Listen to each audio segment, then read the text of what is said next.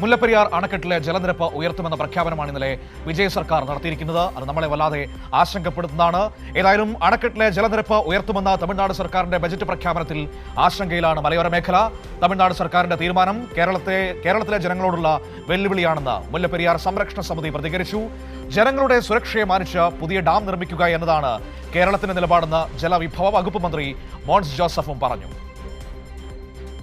130 വർഷം പഴക്കമുള്ള മുല്ലപ്പെരിയാറിന്റെ ബലക്ഷയം സംബന്ധിച്ച ആശങ്കകളും ചർച്ചകളും കുറെ കാലമായി ഇടുക്കിയിലെ മലയോര മേഖലയിൽ ശക്തമാണ്. ഇതിനിടയിലാണ് മുല്ലപ്പെരിയാർ ഡാമിലെ ജലനിരപ്പ് 142 അടിയായി ഉയർത്തുമെന്ന തമിഴ്നാട് ധനമന്ത്രി മാരി വിൽസന്റെ ബജറ്റ് പ്രഖ്യാപനം. ഇതോടെ മലയോര മേഖല കടുത്ത ആശങ്കയിലും പ്രതിഷേധത്തിലുമാണ്. തമിഴ്നാട് സർക്കാരിന്റെ തീരുമാനം കേരളത്തിലെ ജനങ്ങളോടുള്ള വെല്ലുവിളിയാണെന്ന് മുല്ലപ്പെരിയാർ സമരസമിതി ചെയർമാൻ ഷാജി പി ജോസഫ് തുറന്നടിച്ചു.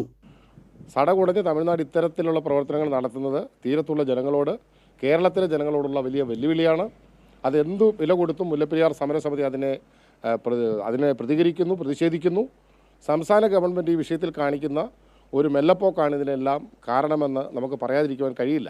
കേരള ജനതയുടെ സുരക്ഷയെ മാനിച്ച് പുതിയ ഡാം നിർമ്മിക്കുക എന്നതാണ് കേരളത്തിന്റെ നിലപാടെന്ന് വകുപ്പ് മന്ത്രി മോൻസ് ജോസഫും പ്രതികരിച്ചു. കേരളത്തിന് സുരക്ഷ, തമിഴ്നാടിന് വെള്ളമെന്ന LDF സർക്കാരിന്റെ നയം തന്നെയാണ് മോൻസ് ജോസഫും ആവർത്തിച്ചത്.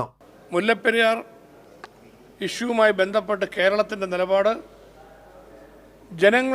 കേരള ജനതയുടെ സുരക്ഷയെ കരുതി മുല്ലപ്പെരിയാറിൽ പുതിയ ഡാം നിർമ്മിക്കുക എന്നത് തന്നെയാണ് കേരളത്തിൻ്റെ നിലപാട്.